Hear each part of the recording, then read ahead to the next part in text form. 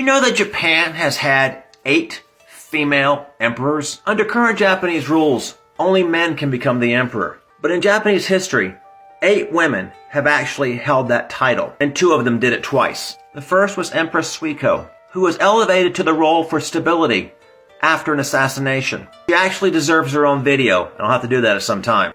The second was Empress Kogyoku, who stepped down after her brother became old enough to assume the throne. After he died with no clear successor, she stepped in again, becoming Empress Saimei. The next was Emperor Jito, and books differ on when her reign started. But she came in to provide stability as well, when there was a rivalry between her son and another candidate.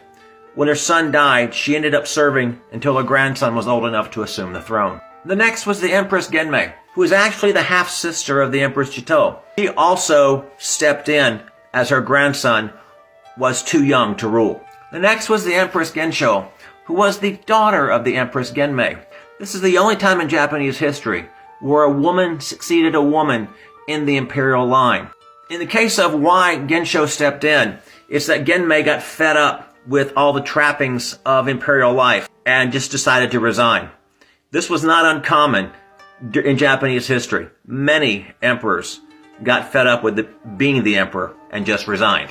The next was the Empress Koken, who was the first woman in Japanese history to actually be designated as being in line for the imperial throne. She abdicated in favor of her cousin, but an internal power struggle between the two of them led her to start a rebellion, and she took back the throne, becoming the Empress Shotoku.